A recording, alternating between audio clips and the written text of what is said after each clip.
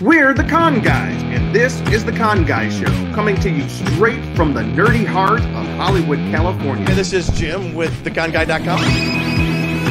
She's been here with theconguy.com. Katie here, aka the Con Girl. Zordon did not want 5 teenagers with attitude. My name is Derek Sam. I'm Danae Sams, and that's my brother. We are your home for news, opinions, and interviews from the world of Comic-Cons and fandoms. Your ultimate insiders for all things Move over, Die Hard. There's a brand new R-rated Christmas classic in town. Co-writer Josh Miller, who is with us tonight, takes us into the creative process of writing this crazy new holiday film, Violent Night, when an elite team of mercenaries breaks into a family compound on Christmas Eve. They are not prepared for the surprise combatant that they have to face down, Santa Claus himself. He is on the grounds, and he's about to show why this snake is no saint. My name is Jim Fry, a.k.a. Santa's Helper. I'm one of your hosts here on the Con Guy Show tonight. This is also, we'll be sharing this on the Scare Guy Show, since this movie kind of has some crossover there. And so glad to have you guys here in the Christmas season, celebrating what I think is the Christmas movie getting the most buzz this Christmas season, and probably going to be a perennial classic. I think so. All right, what other hosts do we have with us tonight? Cheeseman? Oh my gosh, is that a hammer? That's a hammer. It's not quite the sledge. I don't get you. Okay, I am Cheeseman, one of the founding members of theconguy.com, and also a screenwriter. Excited to talk about this film with Josh and about this film in general. It's awesome. Cleaver. Oh, hey, everybody. It's me, Ben Cleaver. I am actor, comedian, writer, etc., regular guy here on the Con Guy podcast. I apologize that I'm wearing my glasses tonight, so they're going to reflect my ring light here. Otherwise, see, if I turn it off, though, it's like way too dark, so I don't know. Like the movie. You never know. I mean, come on. Change the... This is all season 1 of House of the Dragon here. But I can turn it down a little bit. There we go. But yeah, I am so stoked. I have not seen this movie yet, but one thing I'm super stoked about is we have Josh Miller on the show today. Friend of the show, been on the show a bunch of times. Yeah, trying to do my best Brady Bunch here. All right, let's see how this is going. Yeah, I mean, Josh, we had on the show before because he and his writing partner, Pat, right? Yeah. Pat wrote Sonic the Hedgehog 1 and 2, which were absolutely phenomenal movies. And, you know, it's kind of one of those... I don't know if I may throw it to Josh. Jim, did you have other things you wanted to say about him? We just want to talk about Josh. Go ahead. Okay. So, but the other thing is, like, Josh, you're like us. You're a geeky guy, a nerdy guy. You love your stuff.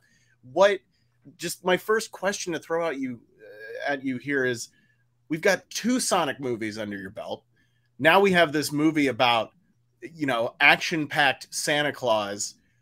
What is it like coming from being the nerd who loved all this kind of stuff growing up to actually having a major hand in making it happen? What's your experience? Is your mind blown right now? What's going on? Yeah, especially on Violent Night. I mean, Sonic was mind blowing just because, especially when we did the first one, we had never even done anything that I would say was like a modest sized success. And especially we had never worked on anything that people like knew was getting made before it came out, you know? And having grown up playing the Sonic games, obviously it was crazy to be a new link in such a long, 3 decades long chain of a popular character. Violent Night's an even weirder thing since it's our original idea, but it's also like just a stupid gumbo of all the movies we liked growing up. There's always that part of you that's kind of just like, did I waste my time watching all these, like I could have stopped at Under Siege when you go down the like Die Hard kind of knockoffs, but it's like, no. I went all the way down to like No Contest, starring Andrew Dice Clay and Robert Davi. So like, but to then kind of be able to exercise all these movies and put them into something new. It is that kind of like I did not misspend my youth at the video store. Josh, I got to throw this in real quick. Violent Night just opened this past weekend. It is currently above 70% in Rotten Tomatoes with a 90% audience score. We are eating it up. Me and Luke just got out of the theater. We saw it like 45 minutes ago. We just finished it up. And according to Deadline, Universal 87 North's horror action comedy Violent Night overperformed with over 13 million this weekend. It was only projected to make around 10 to 12. And Deadline said this: at the end of the day, Violent Night did what it was supposed to do. And the guy who wrote this said, I hear that Universal execs, when they were considering a green light, took the script home for the weekend and came back that Monday morning and they said, excuse me, kids, hell yeah, to Violent Night. How did it feel? Josh, I got to ask you, how the hell did you get a film like this made by a major studio? I do know, but my initial response is I have no idea. Well, no, the real answer, though, is that 87 North really liked the idea. And so it was kind of right place, right time in that sense, because they had just signed a deal with Universal. This was before Nobody came out, but they were making Nobody. And I think the idea was kind of like if they can get a movie down to this like specific price range, not that they can literally do anything they want, but I think, when you're slapping the names on it of, from the people who brought you, John Wick and Deadpool 2, it gives you a little more wiggle room in the kind of R-rated territory. But nonetheless, we were still very much convinced that at some point they would realize how much more money they could make if it was PG-13 and it would get watered down, because we always figured either the violence would get scaled back or the like gushy Xmas Christmas movie stuff would get kind of scaled back because they would worry that all the bros who want to go see like a violent R-rated action movie wouldn't want to spend a whole movie with Santa and his relationship with like a little girl and everyone like hugging each other and stuff like that. But that was always our idea. It was like, can we do an absurd action movie that also has the same level of cheese as Miracle on 34th Street or, the Santa Claus or any of the classic Christmas movies? So the fact that they did both is what I find mind-boggling.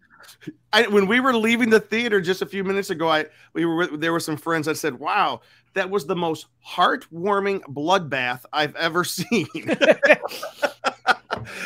It both renewed and destroyed Santa Claus for me. Listen, this is my Santa Claus. This is my Jimmy Buffett version of Santa Claus. Happy jolly old elf. I forgot what a white beard looks like after seeing that movie. Oh my God. You have both. But I'll tell you, it's a different kind of Saint Nick now. But I love the fact, and by the way, for those of you who are watching, we're not really talking spoilers for about 25 minutes. And after that, we're not going to spoil the movie, but we might talk some specifics. But I was not expecting the character arc that Saint Nick himself took, and that was one of the things that kind of surprised me about the movie. So my question, and then I'll throw it to the other guys, is where did this idea come from? Really, for real? Well, of all the things we've done and all recently, this has the most fun backstory in the sense that this is an idea we had in high school and would kind of bring up every few years, but it was always kind of like no one would ever make that movie. It's too dumb. And then as we got close to when we actually were mentioning it, because we didn't even mention to our agents for years, but then we were kind of, after Sonic and stuff, we were kind of like, well, maybe we should try to, really get something made ourselves. So we were trying to think of sort of splashier ideas that we could do for like $1 million and, direct it ourselves or whatever. And that was why we dusted this one off, is where, well, it's a clear concept.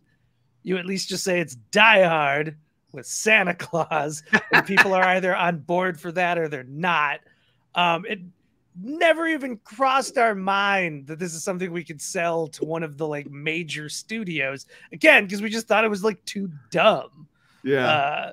Like it felt like it should be, well, not Shudder probably, because it's not really a horror movie, but you know what I mean. It's like a movie that you make. It's real weird so that it can kind of stand out amongst other sort of no budget things. Maybe do well on like the festival circuit, and you just pray that a distributor picks it up. That was where we really thought it was going to go initially, and then now, if I may interject, if I may interject, for the uninitiated out there, $1 million is considered nothing, low budget. Yeah, like nothing for a motion picture.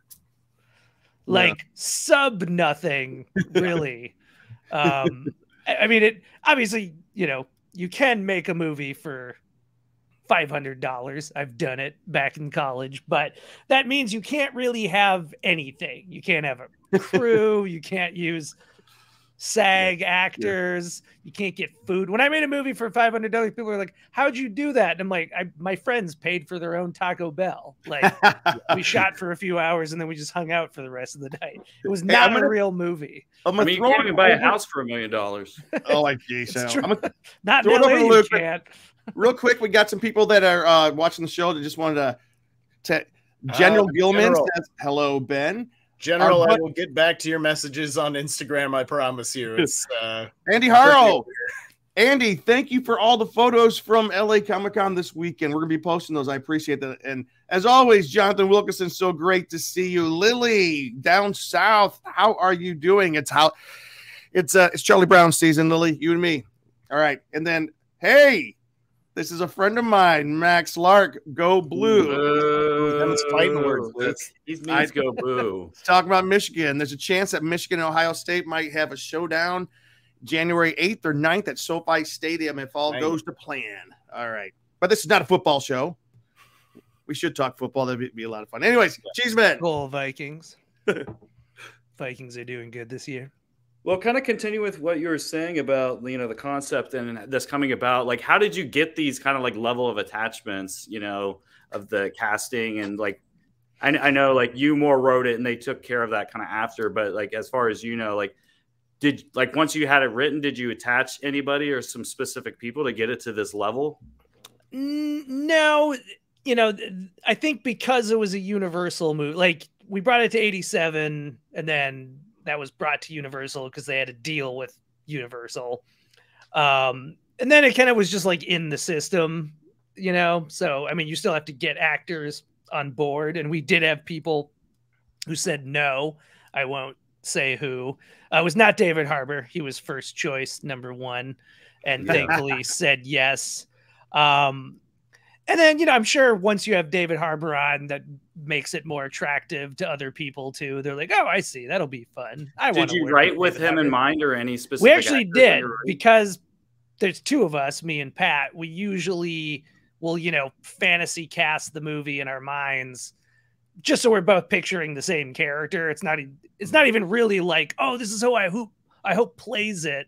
Since it'll often be like pointlessly star-studded, you know, like you never have this cast of, you know, Al Pacino wasn't going to be in this movie. He was not a fantasy cast, but you know what I mean? Actually, maybe he would be in this movie. Who knows? He's got a weird career at this point.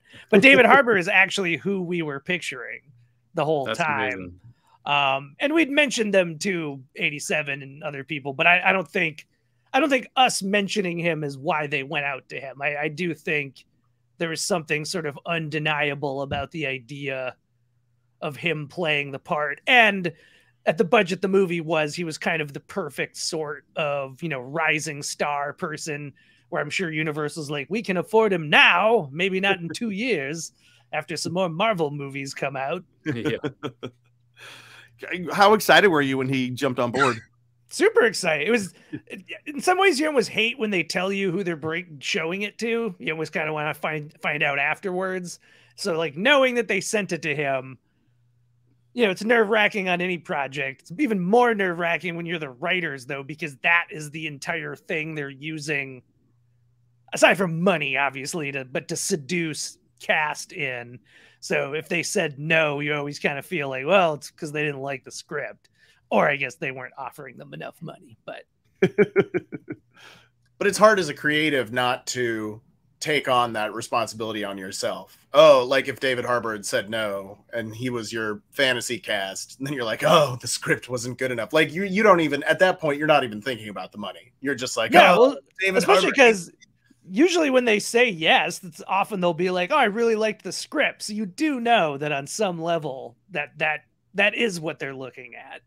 It's kind of like, because if the studio really wants somebody, they'll give them the money. Usually actors only ask for too much money, like the famous Dennis Miller asking for $1 million on Tales from the Crypt Bordello of Blood was because he didn't want to do it. He didn't actually think they'd give him $1 million, and then they did, and it cratered that entire production. But normally that doesn't happen. Normally if an actor asks for an insane amount of money, they're just like, well, no. Now, to go back to what you just said a little bit ago, you said, maybe we can't afford David Harbour after a couple more Marvel movies. Speaking of, the two titans at the box office this weekend were Violent Night and Wakanda Forever. Like that, you two were the top. What does that like? Are you going out and buying a Lamborghini now? How does that feed your ego? Well, no, because Wakanda stole our top spot. It's like, don't you guys have enough money? Come on. You've been out for 4 weeks. You got let us make some money before James Cameron rolls into town and gobbles up all the money that's ever been printed. No, there'll be some people out there who'll be like, should we go see Avatar? Like, no, let's go see Violent Night. It's Christmas. Come on. Ours is a Christmas movie. Avatar is not. So we are banking on that for at least some people. Well, go ahead. No, you go, Ben. Oh, I was just going to say that is a huge thing too, is a Christmas movie. This thing's got replay value now automatically. Any movie that's like Avatar, you can watch that any time of year. And then you forget that you want to watch it, and then you don't. Christmas rolls around, you're like, I gotta watch Christmas movies. I watch Ernest Saves Christmas every year. Yeah. And I'm assuming, I watch Krampus every year, so I like that creepy, like violent, crazy Christmas stuff too. So I'm assuming, and I would put money down to say that now Violent Night is going to be one of those movies for me. So how does that? You become part of the zeitgeist at that point. People are going to be like, oh yeah, did you see that movie where Santa freaking wrecks a bunch of dudes? I mean, that was, I'd be lying if I said that from the moment we started writing it, we weren't thinking about like, oh, I hope this becomes someone's annual Christmas. Well, I still watch. There's nothing I watch every year. I feel like my holiday movies are kind of on a 2 to 3 year rotation, where I'll watch Scrooged this year, and then next year I loop back to Ernest Saves Christmas, and then What about A Christmas Story? I was actually I've heard the sequel is better than you expect it to be. Oh, so I haven't seen it yet. I haven't either, but I was like, oh, I should rewatch the first one before I watch the new one. I did see it. That first one has a mean Santa too that kicks a kid down the slide. Yes, jerk Santa. Our Santa's actually nice to children. I mean, that was again part of the idea of ours, is like he's a killer Santa of bad people. Other than that, he's a good Santa. Well, can we talk about that for a second? And again, we're not into our spoiler or specific part yet, but like, how did you balance the whole idea of preserving the Christmas spirit of Santa Claus for kids, while at the same time delivering, I mean, for lack of a better word, you completely use Santa in ways that we never imagined possible. I'm just telling you. I think you used the True Lies technique, maybe, but yeah, they're all bad. Yeah. Yeah. He's punishing the naughty. Yeah. I mean, that was they're on the naughty list. Yeah. That was always part of the idea, and I guess challenge on our end was that, I mean, I love horror movies, so obviously I love Christmas horror movies, but most Christmas horror movies, are kind of, it's like the idea that they're aimed at people who don't like Christmas, so that's why they want to watch that movie around Christmas is because things go horribly wrong and half of the family dies, or, you know, Santa Claus is the villain and he's going, you know, it's never actually Santa Claus. It's someone dressed as Santa Claus. But we were kind of the idea of like, well, I mean, can't you do an R-rated action movie, but is a Christmas movie in the same way that The Santa Claus is a Christmas movie, or Ernest Saves Christmas, and all real Santa movies kind of are about the exact same thing. It's like, oh no, is Santa going to be able to finish delivering his presents? And then, oh, what a surprise. That's how he does, you know, like, in that sense, we felt like there was nothing even that creative other than the idea that apparently we were the only people who thought that our R-rated Santa movie should also just be a real Santa movie, I guess. That was our genius idea, was just, what if real Santa upholding all the cheesy Santa values? Yeah. Yeah, that was great. She's been. Well, with that, are you excited to see what the TV version of this might turn out to be eventually? The TV edit, you mean? Yeah. Will that be just like the most family-friendly version? 10 minutes long. Does he even do those anymore? I was actually talking about that recently, that I kind of miss the era of the like really creative attempts to dub over swearing with just like innocent words that never end up making tons of sense. Yeah. I forget what the one from Die Hard is. Yippee-ki-yay. What does he say? Yippee-ki-yay, fruitcake. Well, you can't say that now. Yeah, but something like that. I feel like it has the word falcon in it. I feel like this is like used to be a famous thing back in the day. No, you're right, and I just can't think like it really makes no sense. Like the line devolves into weird nonsense. I mean, to the extent that yippee-ki-yay is not nonsense, I suppose. But I mean, I'd love to see a stupid TV edit. I just don't think they exist anymore because it'll wind up on Peacock or wherever and have parental guidance controls on it, however streaming works. Well, even Disney Plus now has mature content, I guess you call it. Adult content on Disney Plus? That's I gotta Disney be careful After here. Dark. So, hey, let me ask you this. If we were gonna like making a scale, in your opinion, Josh, and let's say It's a Wonderful Life is a level 1 of crushing your innocence, and Die Hard is a level 8 of crushing your childhood. Because It's a Wonderful Life. It's not all roses. It's kind of a sad. Well, let's put It's a Wonderful Life. Be more of a 7. This takes it. I mean, it depends on how you think about it. Because I feel like this is like an 11. It's a Wonderful Life is like it's dark emotionally. Yeah. Die Hard's just violent. Like if your kid can deal with the violence, the movie's mostly kind of fun. It's a Wonderful Life. I mean, it ends upliftingly, but Falcon Punch. Falcon Punch. Yippee-ki-yay! Falcon Punch. Is it Punch or Puncher? Puncher would make more sense to me. Yippee-ki-yay, Falcon Puncher. They don't make sense to me. What's this guy got against Falcons, huh? What's this guy got against Falcons? I just remembered I just looked it up. It's Yippee-ki-yay, Mr. Falcon. I just remembered the TV cut of The Breakfast Club, the scene where Judd Nelson's character is saying, "Eat my shorts." They changed that to "Eat my lunch." I'm like, what is that? That almost sounds worse. Yeah, why in the world would you change "eat"? It sounds sexual in some way. Yeah, but the one that we always talked about when we were in high school is Major League, when he goes up to the mound and he says, "Strike this, effer out." It's the dub was so bad it was like, "Strike this guy out." Oh, those were the worst back in the day. Yeah. Oh my gosh. Hey, let me ask you, Josh.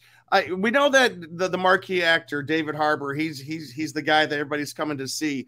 But there's another actress, a young little actress that I think kind of stole the show. Tell us a little bit about this actress. I mean, what has she done before? I haven't seen her before. I mean, I don't want to say she hasn't done anything before because I'm not sure. I mean, but she's amazing. The actress who plays Trudy. I want to make sure I'm totally getting her name right here. Leah Brady. I mean, kid actors are so hard. I wasn't part of the casting process, but I know Tommy, our director, talked about, the story you always hear, especially with casting kids, is they had to watch like hundreds of tapes, because she needs to be able to do a certain level of things, but you don't want to cast her too old, pretending to be young. That's kind of the risk you're always taking if you're getting an age appropriate kid, is will they be able to do all the things required? She kind of went above and beyond. I feel like she actually added a lot of extra cute things that weren't even in the script. I mean, that you want any actor to do, but I think with kid actors, you'll less so expect that they're going to do the same kind of stuff that a seasoned veteran like John Leguizamo will do. I think a lot of kids, you're kind of, if anything, you're almost giving them line readings and you're hoping that they're just kind of talented enough to be able to parrot back what the director's sort of half coaching them to do. But she really, took it all on herself. I don't know her full situation with her parents, but clearly everyone was on board for like, we're gonna let our kid be around all this inappropriate stuff. Can I just throw this out here? People. Max is one of my he's one of my best friends, but he has a little bit higher taste in movies than I do. I'll be fully okay. He says, "Remember the Night." I don't know this. It's a Michelle Leeson director, Preston Sturgis script, Ted Tatzloff cinematographer, Stanwyck and McMurray, most intelligent Christmas movie ever. That's why I don't know it. I have you heard of that one, Josh? I have not, but I love Preston Sturges. Okay. As a director, I mean, writer-director. I'm assuming this was some, well, actually, I think he was still writing movies that he also maybe produced too. But no, I don't know that one. Oh, gosh, I don't know that one at all. I'll tell you one of my... From 1940? Yeah. About back to your film. And just so folks know, we're not spoiling the movie, but we have crossed the 25-minute mark, so we might talk about a couple of specifics. We'll let Josh decide how much of those specifics he feels comfortable talking about. My first question, what kind of notes and pushback did you guys get, if any, when you were writing the script from the studio? Well, we got lucky on two fronts. One, I don't know if people outside of the industry would even know about this since it didn't happen. But when COVID first started in March 2020, I think that's when it was, when California at least was like finally doing their official like lockdown thing. It was March 12th. I remember that because March 13th. Yeah, March Friday 13th was Friday baby. It was March the 13th, Friday the 13th. Yeah. But that week. If people remember, the industry, remember, because that was in the era where it was like, oh, this concert's canceled. We pushed it back 2 weeks, and it would keep getting pushed back 2 weeks before everyone was like, oh, I guess this is not going to go away real fast. But at that point in time, people were still thought there was going to be a writer's strike in May of 2020. So Universal was basically like, can you guys write this before that happens? And the nice thing, and that sucks because you have to write it really fast. The other good thing, though, is everyone just leaves you alone because it's more important that the script gets done in case they have to. We all know the stories of movies that turn out horrible because their script was half done before the writers had to stop working on it. Like, wasn't Quantum of Solace? I feel like that was like some big movies have this happen to them. I don't remember if Quantum of Solace had that problem, but so we had to write it very quickly. And again, I think because Universal knew it was going to be low budget. I mean, again, it's funny, reminding people that $1 million is considered like no budget. 20 million, which is an astronomical amount of money, is that's low end of studio movies. I think Blumhouse kind of changed everyone's perception of that for a while when all of their movies were 5 million, but now even a Blumhouse movie isn't 5 million. It's hard to make a real movie. They that's when you have to cut Ethan Hawke in for like back end points and stuff. Otherwise, you wouldn't even be able to afford like a notable lead star. But Universal was super encouraging to just like go wild with the violence. Again, we kind of wondered if at some point they would scale it back, realizing how much more money they could make if it was PG-13.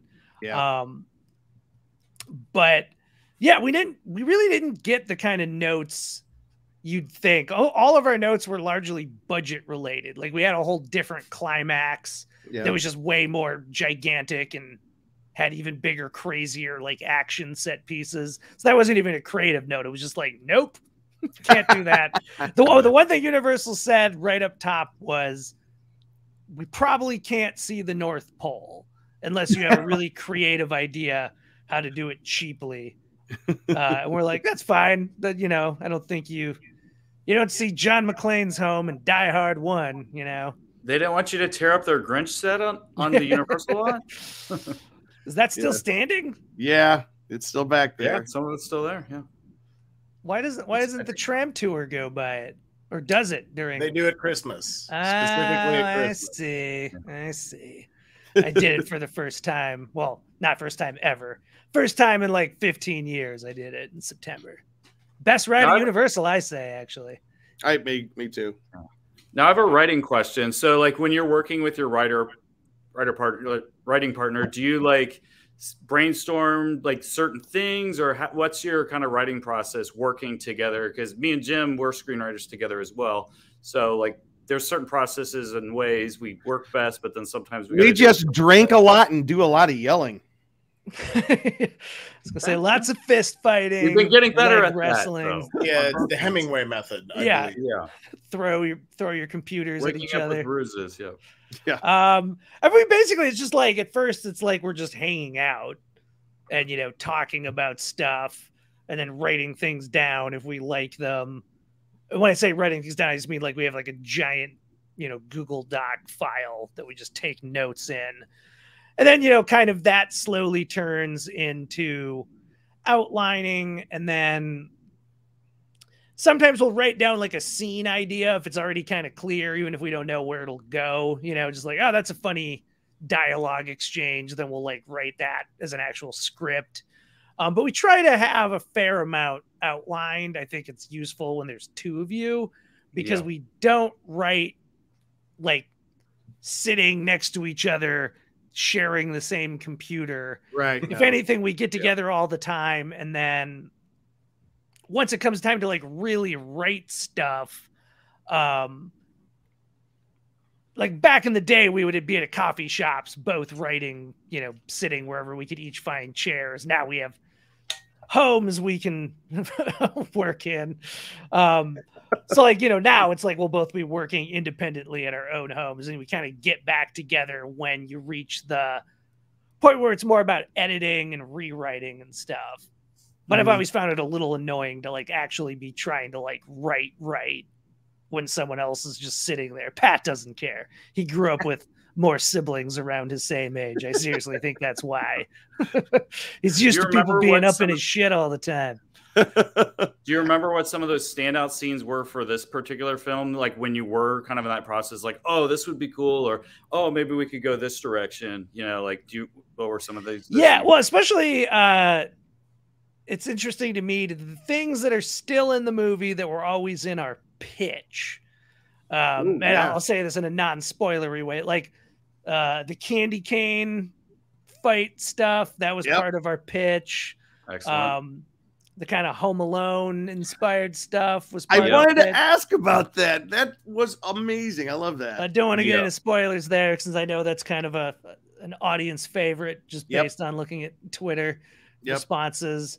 I mean, so much of the movie was always there because we were homaging specific things.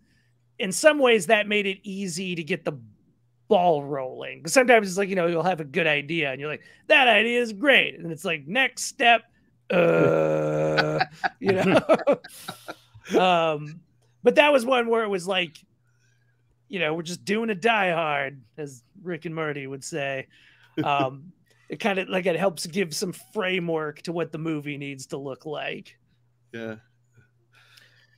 Now, the antagonist in this film is John Johnny Leguizamo, who is an incredible performer, an incredible actor, compared to, we don't need to name any names, but compared to who you had in your mind when you wrote it, and then John Leguizamo getting cast, because we didn't mention him when we said, okay, yeah, you had David Harbour kind of in mind when you were writing for Santa Claus.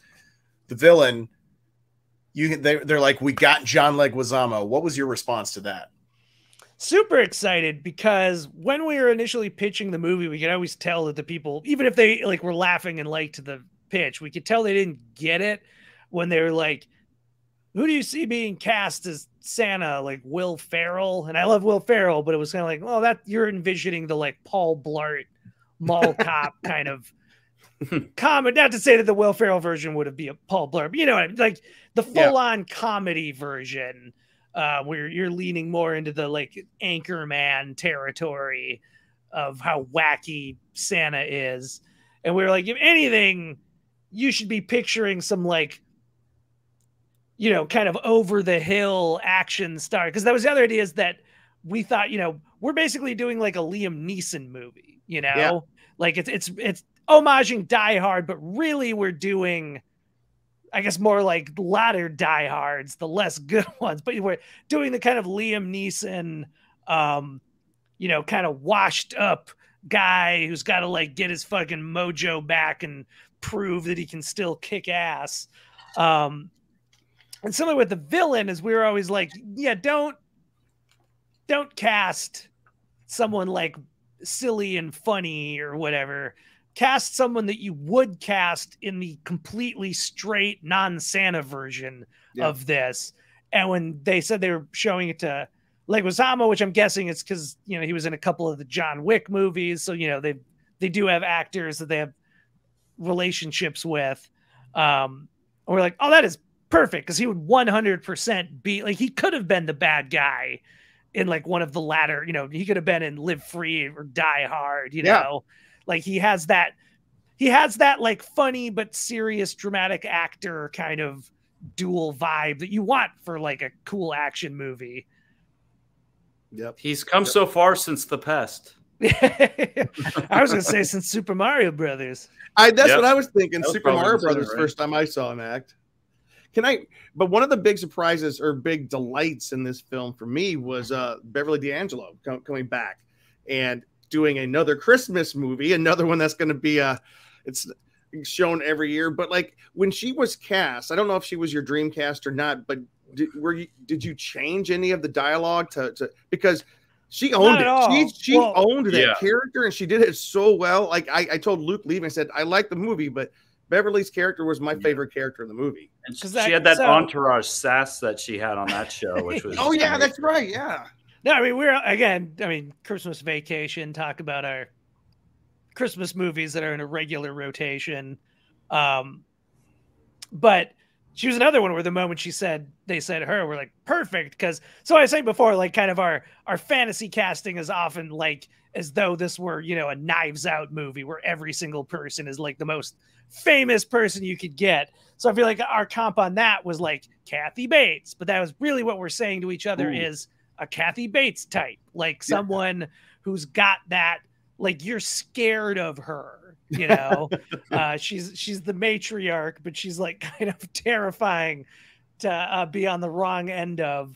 And it's funny too, because just what the type of actress that Beverly D'Angelo was when she was younger, she's really aged into a whole other type. And we were so excited just knowing how like venomous she was going to be. And I hadn't seen her anything for a few years prior to this. So it was like, I felt like she'd aged like a fine wine even more perfectly into the role. Like, because we unfortunately, we were on set for 2 weeks, but we wanted to go up when they were shooting a bunch of action stuff. So we didn't get to see a ton of the kind of family, you know, all the stuff they shot in the great room.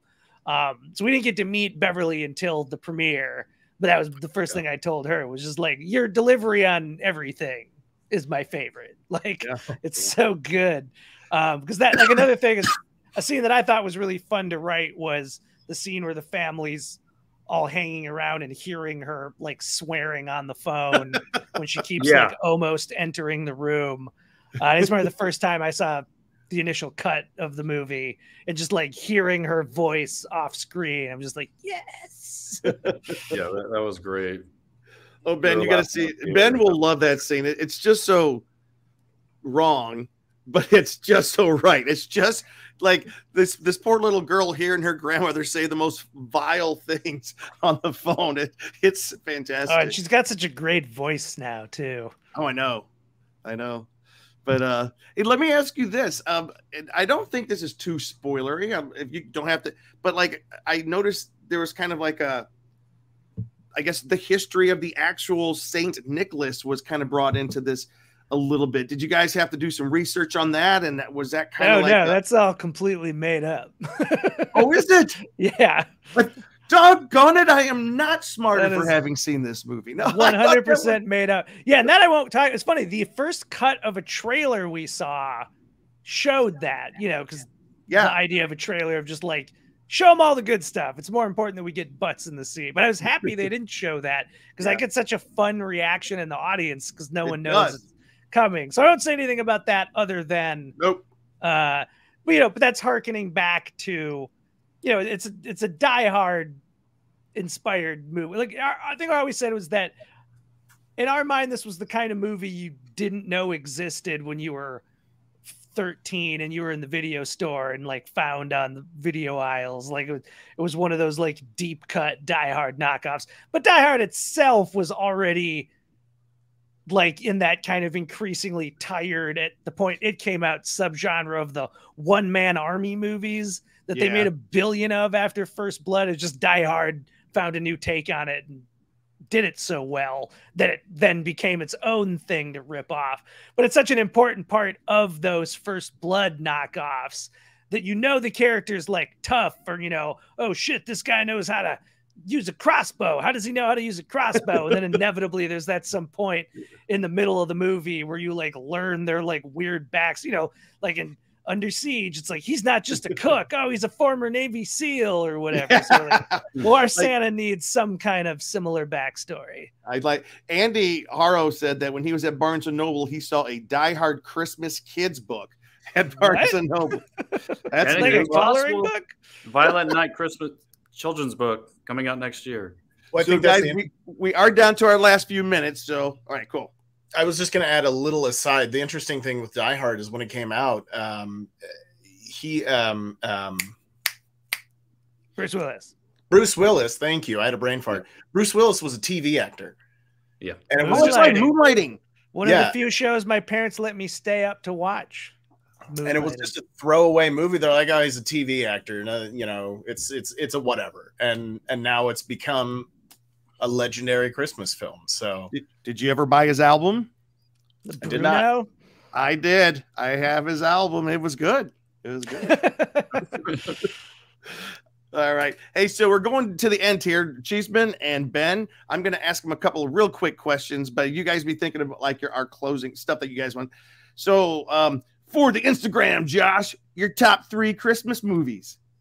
Scrooged, Christmas Vacation, and actually I haven't watched it in a few years, but like Ben, when I was a kid, Ernest Saves Christmas was definitely one of my like every year.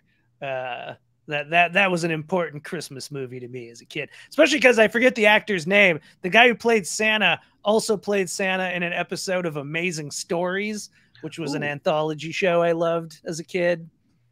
Mm-hmm.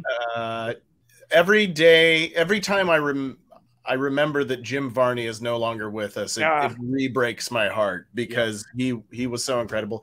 And it's just, Ernest Saves Christmas is so stupid, and it's just fun and silly, and it's got heart, and that's what is important for a Christmas movie, is that it has heart, and it sounds like Violent Night is right up there with them. Yep. Least favorite Christmas movie. I know that's a tough one. Yeah, that is a tough. There's been so many bad ones. Jack Frost. Oh no, that's great. I mean, those are actually fun. Jack Frost or the Michael Keaton one. That is a weird. I wouldn't say it's my least favorite, but that's definitely one when it came out. I was like, huh. Are there any homages in this film that we should be looking out for? I mean, it's a lot of Die Hard, some Die Hard 2. It's funny, people have asked about specific Christmas movie montages. We had to write it so fast, we didn't actually rewatch any. I think it's just that you grow up with these movies, and they're all kind of ripping off each other, too. Yeah. Like, everything's kind of still doing the same stuff from Miracle on 34th Street and the Rankin and Bass stop motion movies. So it's like we didn't even need to rewatch anything. Like it's all just back there. Yeah, Josh, what I love about talking to you, you just love writing these crazy cool movies, and I can't believe I'm doing it. It's awesome to talk to you. All right, Ben and Luke, last questions. Ben, you want to go first? Go ahead. Okay. I just want to say, like, I mean, with the score was so interesting in the film because it mixed in, you could almost hear elements that sounded a little bit like these classic movies, like the Home Alone when they're going through the house and other stuff. It blended so well because it had the festive sound, but also kind of the action movie thing. So I just love that. And the other thing is like his jacket and his Santa get up, you know, and as someone that gets Comic-Con cosplay, all that kind of stuff. I mean, that was like the coolest red leathers. Like if they sell that, I'm sure I do hope I see some Santa cosplay. Yeah. I got to jump on what Luke just said. Is like I like the fact it wasn't classic velvet or felt suit, big fat Santa. It was cool, kick-ass Santa and cool leather. That was awesome. That was another thing is when we were pitching it, people were like, "And how do you like? What's Santa look like?" And we were always like, "I mean, like Santa."